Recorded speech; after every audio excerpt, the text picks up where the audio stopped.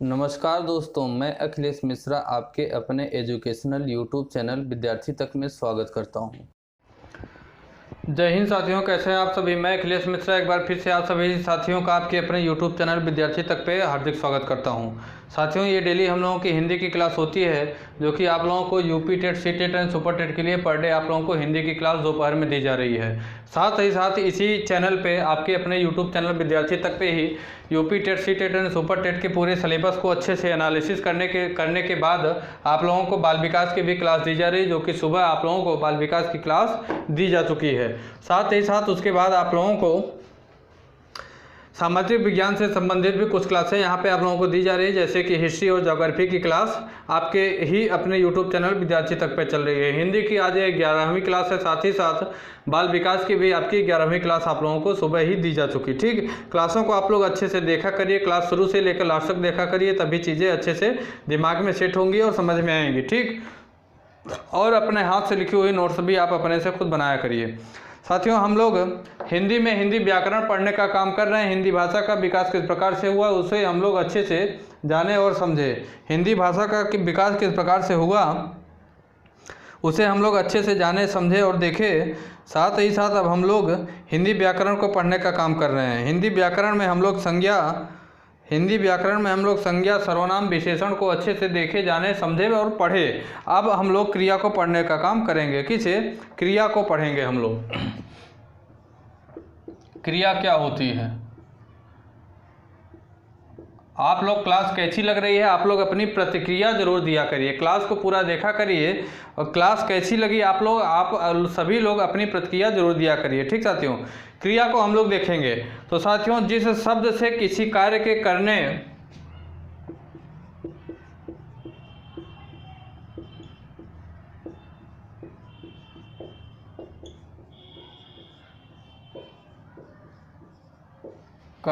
करने अथवा किसी प्रक्रिया के होने का बोध होता है, किसी प्रक्रिया का बोध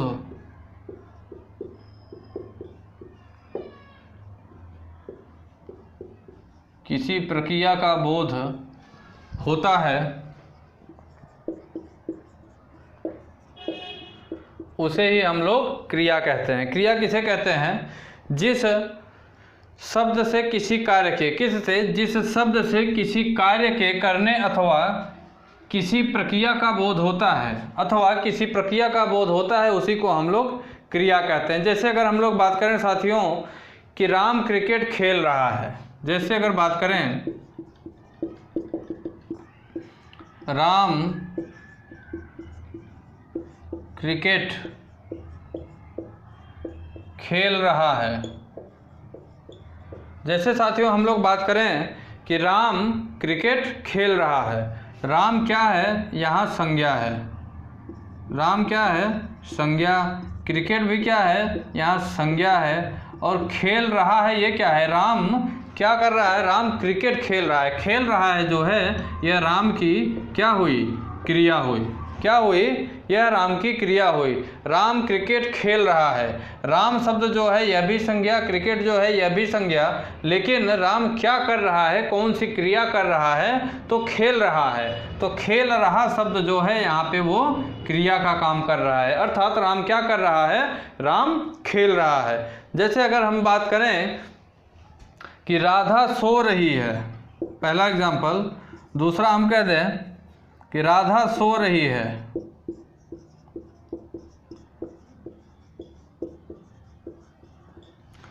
राधा सो रही है, तो यहाँ पे साथियों ये जो सो शब्द है, राधा क्या कर रही है? सो रही है। तो यहाँ पे जो सो शब्द है वो क्रिया कर रही है। राधा क्या कर रही है? राधा सो रही है। राधा क्या कर रही है? राधा सो रही है। तो सोना राधा की क्रिया हुई। जैसे कह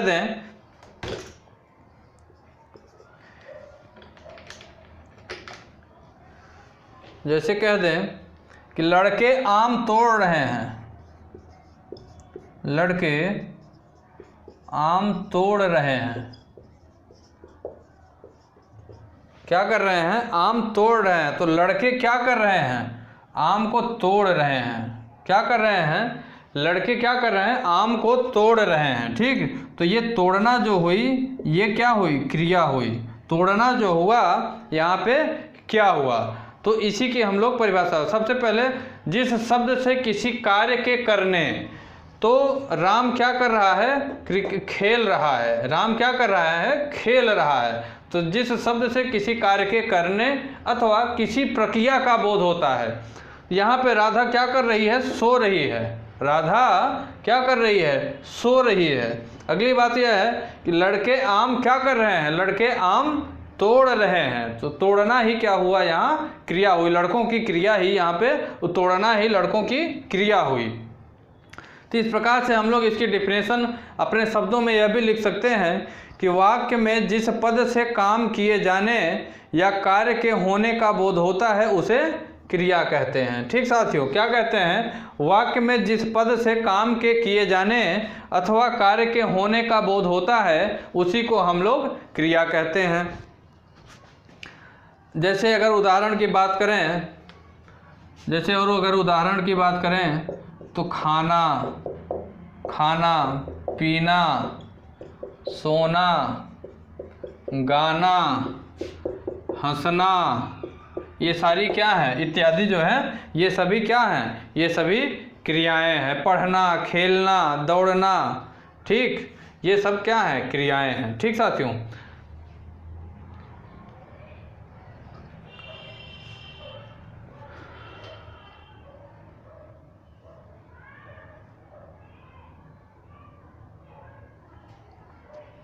अब साथियों हम लोग थोड़ा सा बात करेंगे कि यहाँ जो मान लीजिए पढ़ना शब्द हुआ, पढ़ना, ठीक, क्या हुआ? पढ़ना, पढ़ाना,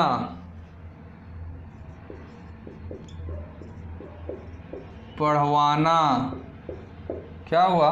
पढ़ना, पढ़ाना, पढ़वाना, पढ़ाई, लिखाई, पढ़ाई, लिखाई, क्या हुआ? पढ़ाई, लिखाई, ठीक, या तो फिर लिख दें लिखना, लिखवाना,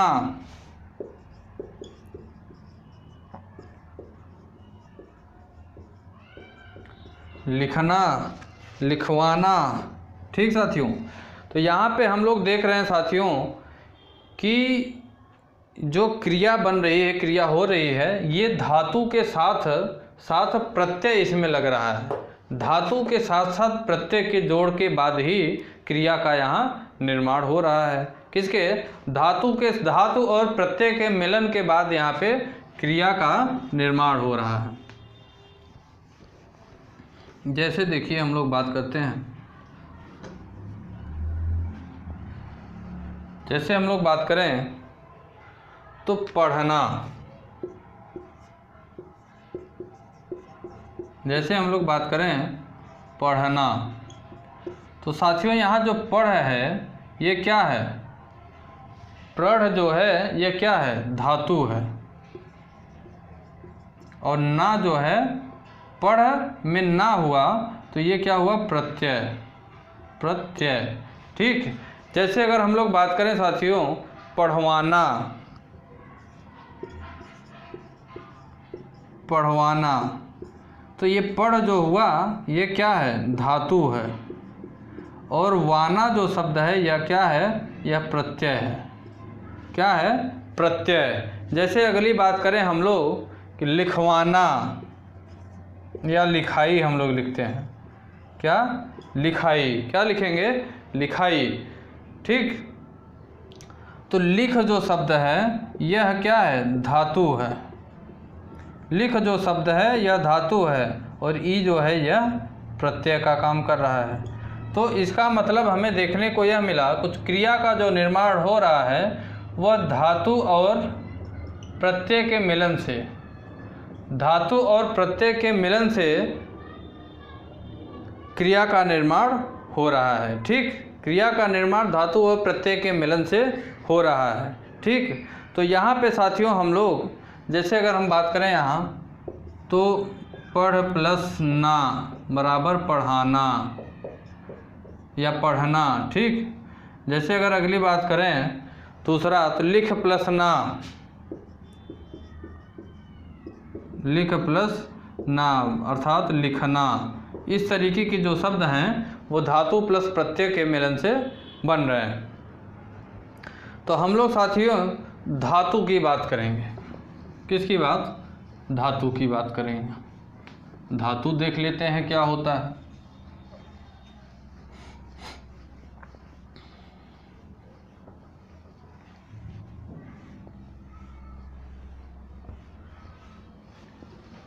धातु की बात हम लोग कर लेते हैं।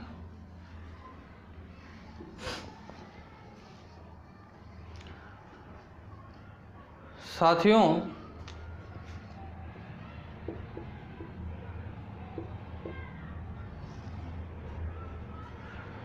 धातु किसे कहते हैं, सबसे पहले हम लोग इसे जानने का काम करेंगे।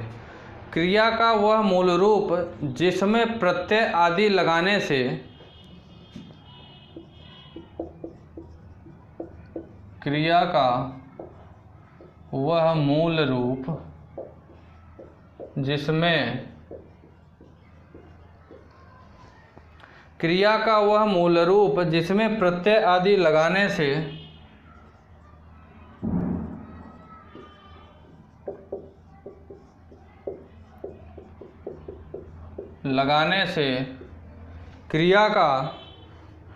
क्रिया विभिन्न रूपों में प्रयोग में लाई जाती है। क्रिया विभिन्न रूपों में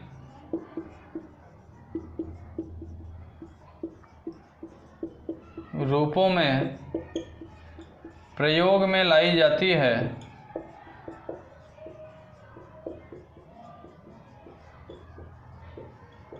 उसी को हम लोग क्या कहते हैं? धातु कहते हैं। धातु क्रिया का मूल रूप है। धातु क्या है?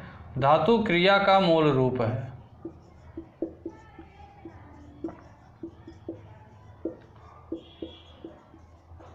धातु जो होती है वह क्रिया की मूल रूप होती है। साथ ही साथ धातु से संबंधित अगली बात करें, धातु सामान्य रूप से क्रिया का सबसे छोटा अंश भी है। धातु अगर बात करें तो सामान्य रूप से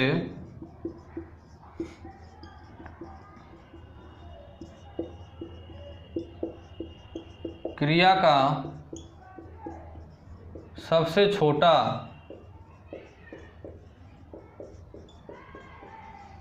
अंश भी है। क्रिया का सबसे छोटा क्या है? अंश भी है। जैसे अगर बात करें पढ़ना,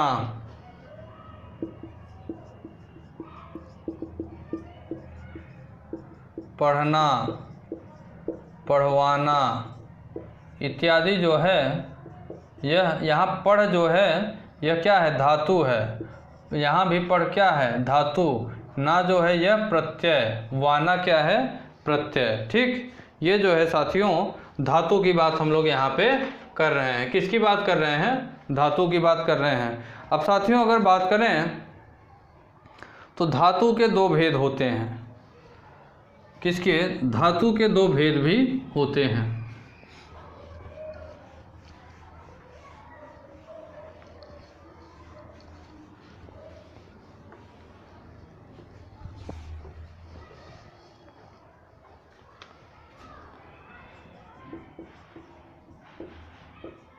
धातु के दो भेद होते हैं।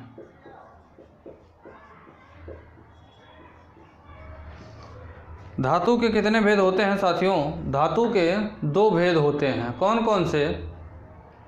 पहला होती है मूल धातु, दूसरी यौगिक धातु। धातु को दो भेद होते हैं। पहला मूल धातु और दूसरा जो है यौगिक धातु होती है। कौन? यौगिक धातु। मूल धातु क्या होती है साथियों? जैसे हम कह दें राम लिख लो, राम लिख लो। जैसे अगर हम लोग कह दें कि राधा पढ़ लो, या कह दें मोहन, या कह दें कोमल पढ़ लो। ठीक साथियों, तो राम जो यहाँ लिखना है कि राम लिख लो, कोमल पढ़ लो, तो ये क्या हुई, ये इसकी मूल धातु हुई। अब अगर यौगिक धातु की बात करें तो यौगिक धातु के अंतर्गत मूल धातु में प्रत्यय, इसके अंतर्गत मूल धातु में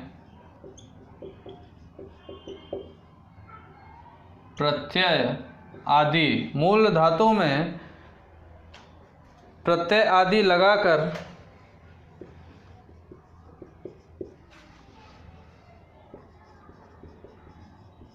क्रियाओं का निर्माण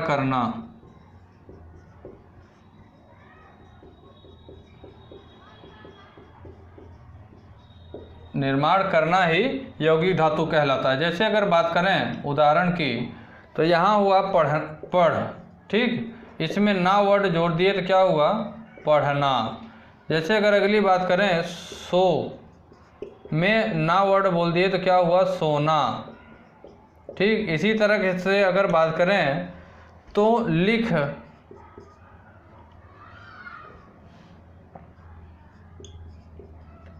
प्लस में ई शब्द जोड़ दिए तो क्या हुआ, लिखाई। क्या हुआ, लिखाई। जैसे अगर बात करें तो पढ़ प्लस वाना, प्रत्यय जोड़ दिए तो क्या हुआ, पढ़वाना। क्या हुआ, पढ़वाना। ये साथियों हमारी यौगिक धातु कहलाते हैं। और जो मूल धातु होती है, यहाँ लिखना जो शब्द है यह मूल धातु है, पढ़ना जो शब्द है यह पढ़, लिख जो है यह मूल धातु है, पढ़ जो है यह मूल धातु है। इसी में अगर लिख की बात करें, अगर हम लोग यहाँ बात करें लिख प्लस ना, यहीं पे ऐसे समझिए तो और क्लियर होगा। लिख प्लस ना की अगर बात करें तो यहाँ क्या हो जाएगा, लिखना।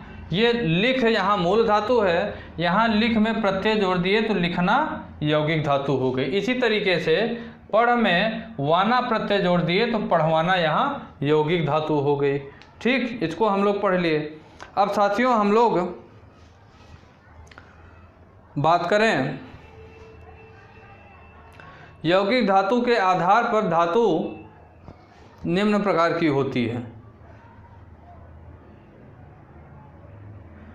क्रिया के भी कुछ भेद होते हैं साथियों, क्रिया के भेद होते हैं। कौन कौन सी क्रिया, सकर्मक क्रिया और अकर्मक क्रिया। अब हम लोग क्रिया के भेद थोड़ा पढ़ लें।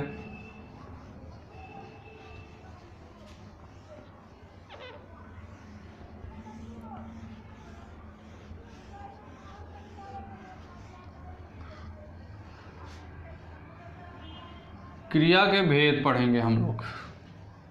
किसे पढ़ेंगे, क्रिया के भेद।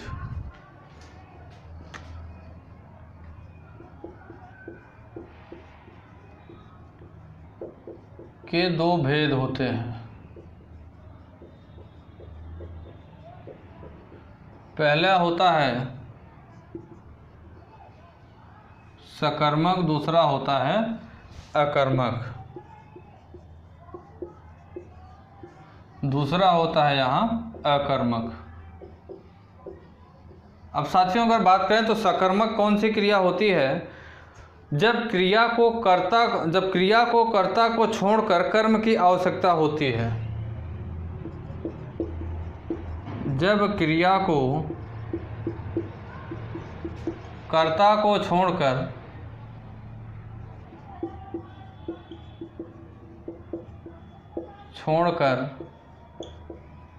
कर्म की आवश्यकता होती है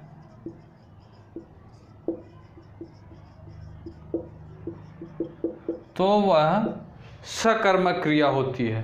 लेकिन अकर्मक की बात करें,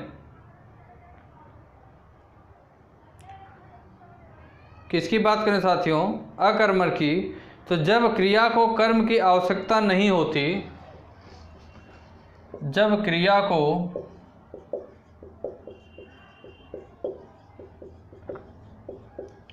कर्म की आवश्यकता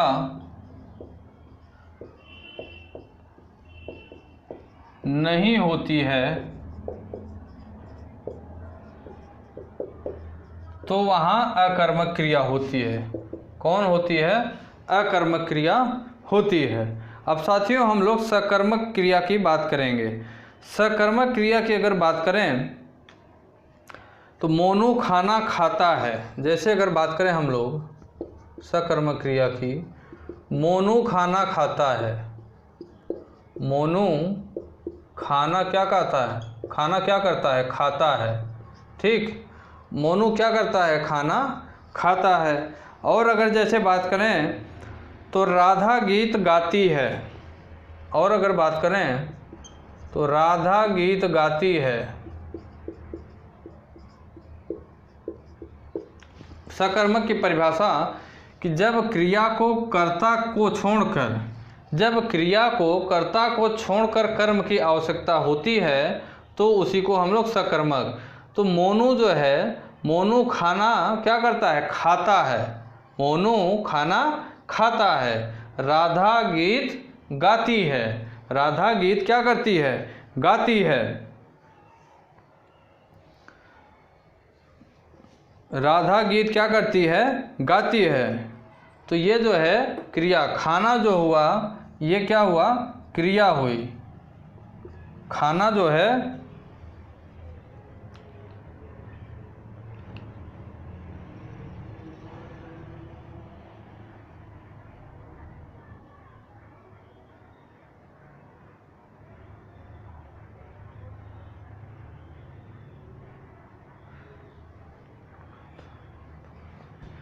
क्रिया खाती, क्रिया खाना हुआ, गीत जो है क्या हुआ?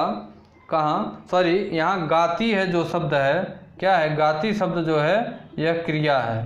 गाती शब्द जो है क्रिया है। इसका प्रभाव किस पे पड़ रहा है? इसका अगर प्रभाव देखा जाए तो खाना जो है का प्रभाव, खाना का प्रभाव मोनू खाना खाता पर पड़ रहा है। किस पे? खाता पे पड़ रहा है। सॉरी, यहाँ जो है मैं गलत बताया आपको कि यहाँ खाता जो है यह क्रिया है। खाना वो क्या कर रहा है? खा रहा है। तो यह क्रिया हुई। गाना क्या हुआ? यह क्रिया हुई। तो यह खाने का प्रभाव, जो खाना खाता है, जो खा रहा है, इसका प्रभाव किस पे पड़ रहा है? इसका प्रभाव खाना पे पड़ रहा है। गीत जो यह गा रही है, इसका प्रभाव किस पे पड़ रहा है? गीत पे पड़ रहा है। क्या गा रही है? गीत गा रही है। यहाँ ये क्या खाना क्या खाता है, लेकिन क्या खाना खाता है। तो इसलिए जो है इसका प्रभाव इस पे पड़ रहा है। इसलिए इसी कारण से यह सकर्मक क्रिया कहलाती है। अगर साथियों इसके कर्म के आधार पर देखा जाए तो सकर्मक क्रिया भी दो प्रकार की होती है। एक होती है एक कर्मक क्रिया, दूसरी होती है द्विकर्मक क्रिया। अब हम लोग बात करें तो सकर्मक क्रिया भी दो प्रकार की होती है। खाना का प्रभाव कहाँ पड़ रहा था? खाता का प्रभाव किस पे? खाना पे। इसी वजह से जो वो गीत गा रही थी, गाती का प्रभाव किस पे पड़ रहा था? गाती का प्रभाव साथियों गीत पे पड़ रहा था। अब हम लोग आगे पढ़ेंगे कि सकर्मक क्रिया के भी दो भेद हैं। सकर्मक क्रिया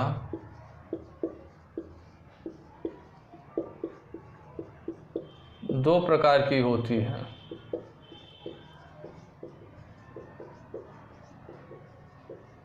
पहली अगर बात करें,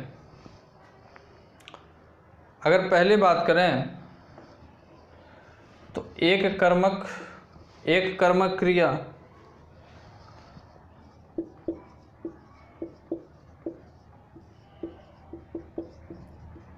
और दूसरा हुआ द्विकर्मक क्रिया।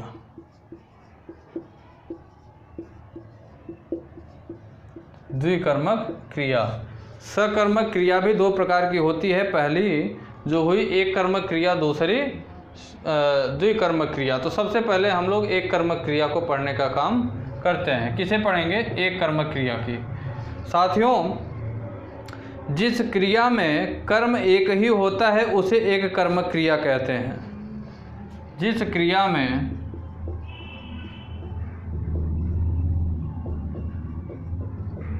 कर्म एक ही होता है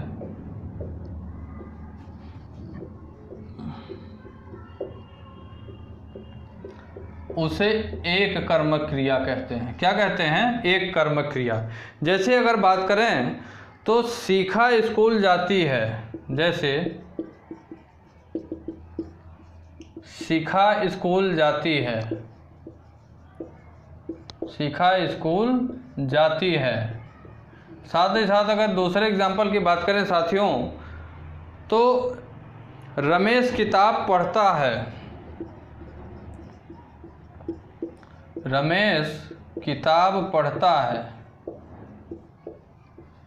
यहाँ एक ही क्रिया हो रही है। देखिए, जैसे शिखा क्या करती है? स्कूल जाती है। क्या करती है? शिखा स्कूल जाती है। रमेश क्या करता है? रमेश किताब पढ़ता है। ठीक, यहाँ एक ही क्रिया हो रही कि नहीं? शिखा क्या कर रही है? सिर्फ स्कूल जा रही है। शिखा स्कूल जाती है।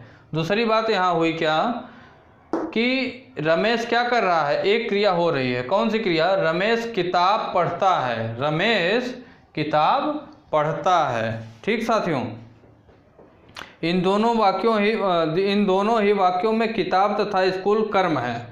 किताब तथा स्कूल की बात करें तो यह कर्म है, अर्थात एक ही, जिस क्रिया में एक ही कर्म होता है, ठीक, तो वह एक कर्मक क्रिया कहलाती है।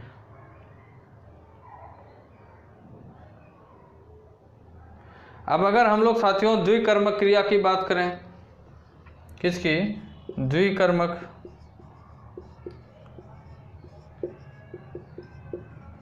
साथ ही साथ कर लेते हैं।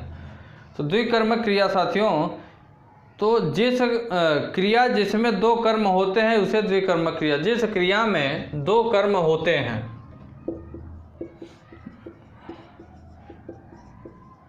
जिस क्रिया में दो कर्म होते हैं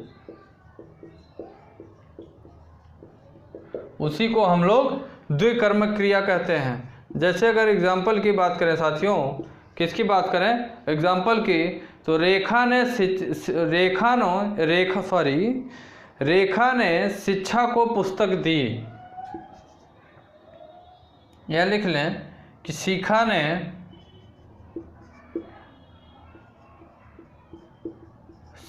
ने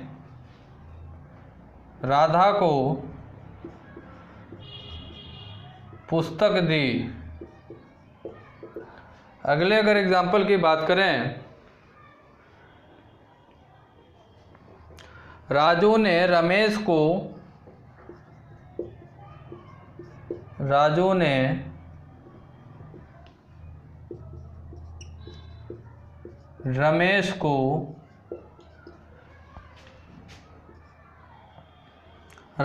रमेश को इतिहास पढ़ाया।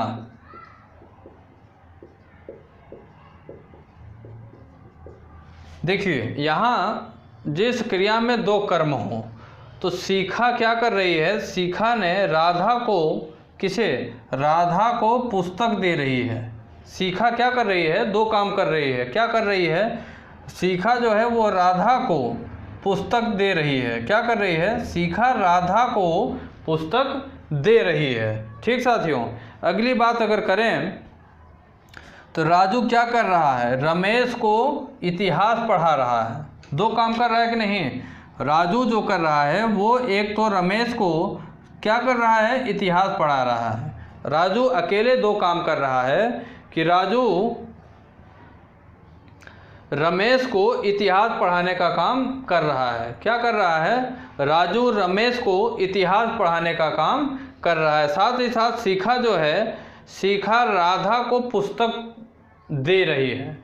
शिखा जो है वह राधा को पुस्तक दे रही है। ठीक साथियों, अगली बात हम लोग करेंगे, सकर्मक क्रिया पढ़ लिए हम लोग। सकर्मक क्रिया के दो भेद होते हैं, एक कर्मक क्रिया, द्विकर्मक क्रिया। इन दोनों को हम लोग पढ़ लिए। अब आगे हम लोग पढ़ेंगे अकर्मक क्रिया।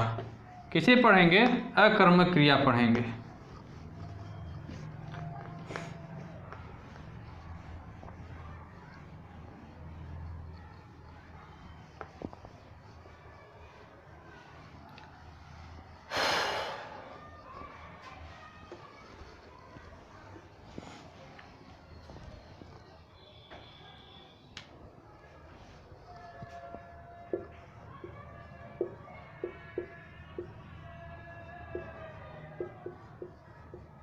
अकर्मक क्रिया। जिस क्रिया को कर्म की आवश्यकता नहीं होती है उसी को हम लोग अकर्मक क्रिया कहते हैं, अर्थात कर्म का अभाव जहाँ हो। ठीक, जैसे हम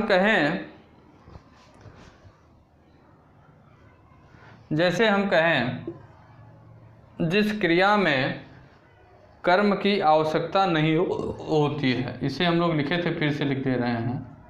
जिस क्रिया में, नहीं तो सुना सुना लग रहा है, कर्म की आवश्यकता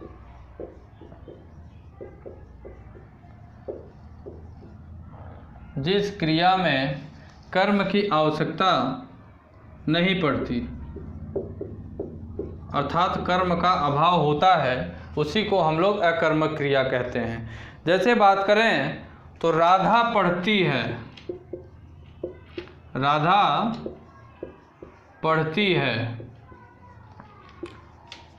अगली बात अगर करें तो मोहन खेलता है। मोहन क्या करता है? खेलता है। अगली बात अगर करें साथियों तो अगली बात अगर करें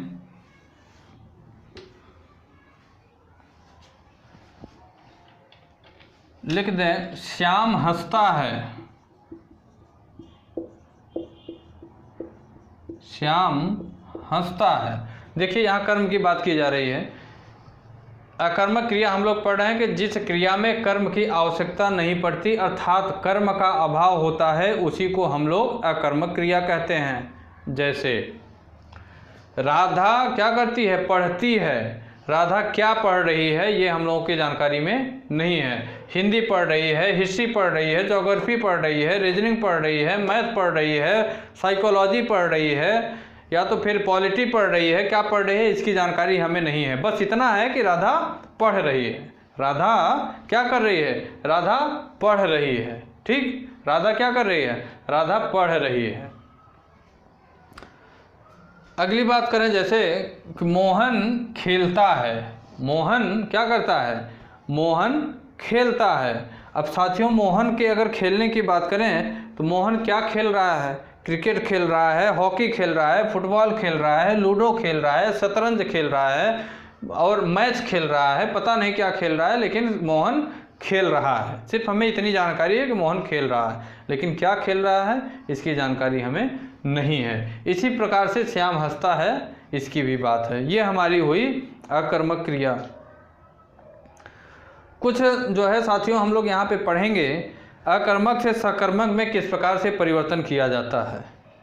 अकर्मक से सकर्मक में किस प्रकार से परिवर्तन किया जाता है, हम इसकी थोड़ा सा चर्चा कर लें।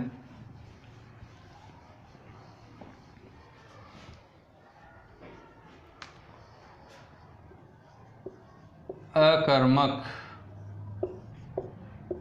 और यहाँ सकर्मक।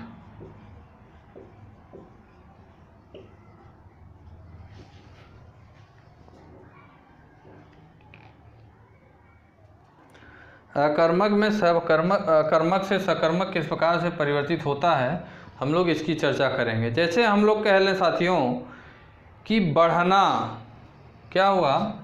बढ़ना। इसके अगर सकर्मक की बात करें तो इसे हम लोग कहेंगे बढ़त। क्या कहते हैं? बढ़त। अगले शब्द की अगर बात करें साथियों लेटना, क्या हुआ? अकर्मक है लेटना, तो सकर्मक क्या होगा? लेटाना। लेटाना क्या होगा? यह सकर्मक होगा। अगले शब्द की बात करें साथियों जैसे जुड़ना हो गया। अगला शब्द अकर्मक में हो गया जुड़ना, तो सकर्मक में क्या होगा? जोड़ना। सकर्मक में क्या होगा? जोड़ना। अगला शब्द जैसे हो गया साथियों ठहरना। इसके अगर सकर्मक की बात करें तो इसका सकर्मक होगा ठहराव। क्या होगा? ठहराव। इसका जो सकर्मक होगा वो क्या होगा, ठहराव।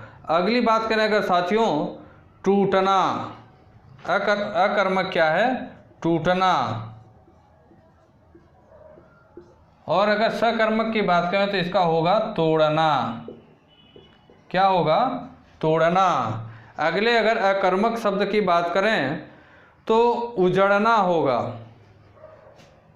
अकर्मक क्या होगा, उजड़ना।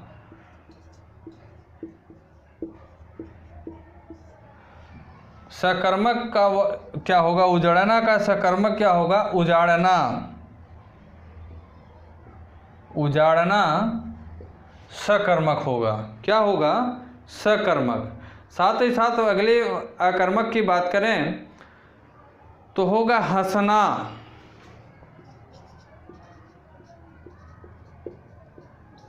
हंसना का सकर्मक क्या होगा, हंसाना।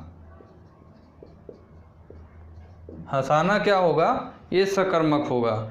अगली बात करें साथियों तो अकर्मक होगा छूटना।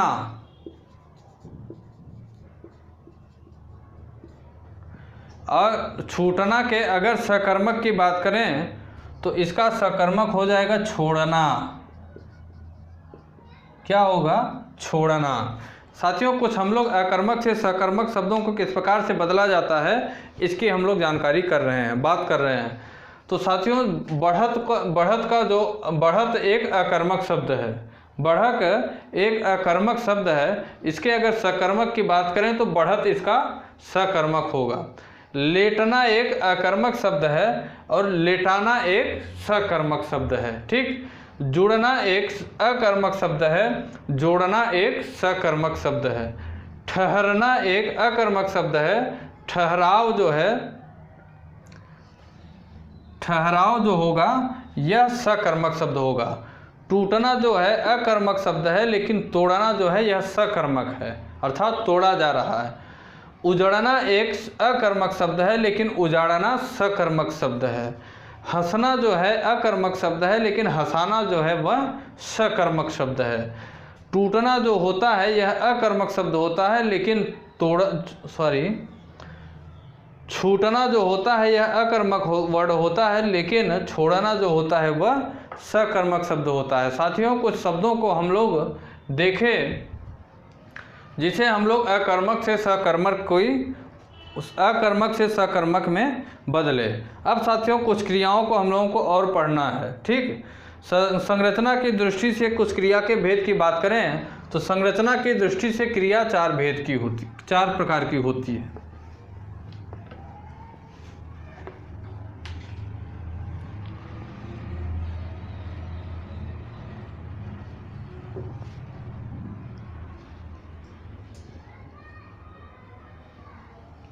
संरचना की दृष्टि से अगर देखें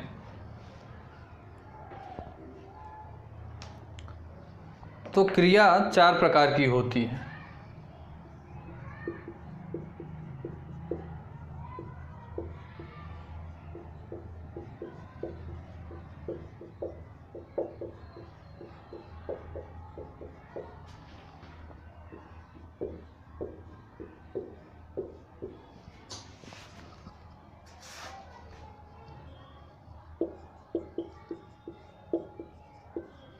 संरचना की दृष्टि से क्रिया साथियों चार प्रकार की होती है। कौन कौन सी? संयुक्त क्रिया,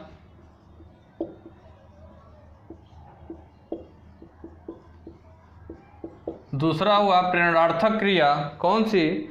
प्रेरणार्थक क्रिया, प्रेरणार्थक क्रिया,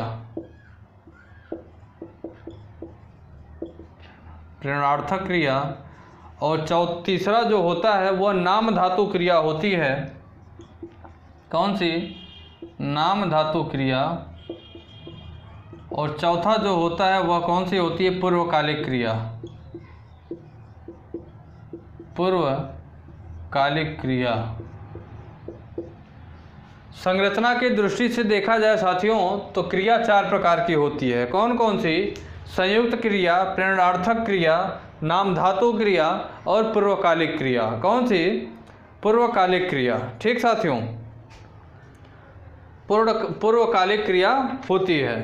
अब इसी में अगर हम लोग बात करें साथियों, किसकी, पूर्वकालिक क्रिया की अगर बात करें हम लोग, किसकी बात करें, पूर्वकालिक क्रिया की।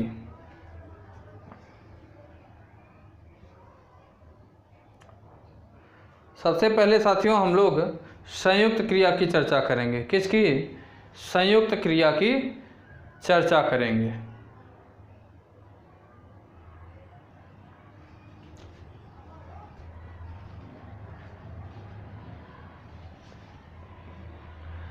साथियों इस क्रिया को अब हम लोग यहीं पे रोकते हैं, क्लास लंबी हो रही है। क्रिया को यहीं से हम लोग आगे पढ़ेंगे और चारों क्रियाओं को हम लोग अच्छे से, और इसमें से कौन सी क्रिया के कितने भेद होते हैं उसकी भी चर्चा हम लोग अपनी अगली क्लास में, कल की क्लास में करेंगे। क्लास लंबी हो रही है, इस वजह से क्लास को यहीं रोकना पड़ रहा है। ठीक साथियों, और आप लोगों की अब शाम को क्लास दी जाएगी। कौन सी, शाम को आप लोगों को क्लास, देखिए हिस्ट्री चलेगी या तो ज्योग्राफी चलेगी, एक एक चैप्टर दोनों का ख़त्म हो चुका है, लेकिन कोई ना कोई क्लास चलेगी। ठीक, अब देखते हैं फिर कौन सी क्लास चलेगी। क्लास को आप लोग शुरू से लास्ट तक देखा करिए। साथ ही साथ हमारे यूट्यूब चैनल विद्यार्थी तक पे अगर आप नए हैं तो आप भी हमारे यूट्यूब चैनल विद्यार्थी तक को सब्सक्राइब करिए। तो क्लास अगर अच्छी लगी हो तो क्लास को आप लोग लाइक करिए, और क्लास कैसी लगी आप अपनी प्रतिक्रिया भी कमेंट बॉक्स में जाकर कमेंट करके दे सकते हैं। ठीक साथियों, तो ठीक है, फिर क्लास को यहीं पे ओवर करते हैं। अगली क्लास आप लोगों की रात तक 8-9 बजे तक अपलोड हो जाएगी आपके अपने यूट्यूब चैनल विद्यार्थी तक पे। ठीक साथियों, साथ ही साथ पिछली क्लास नहीं देखे हैं तो उसका लिंक डिस्क्रिप्शन में दिया हुआ है, पिछली क्लास को भी आप लोग देख सकते हैं। ठीक है, जय हिंद, जय भारत। दोस्तों अगर आप हमारे यूट्यूब चैनल विद्यार्थी तक पे नए हैं तो लाइक करें, सब्सक्राइब करें और बेल आइकन को दबाना ना भूलें। धन्यवाद।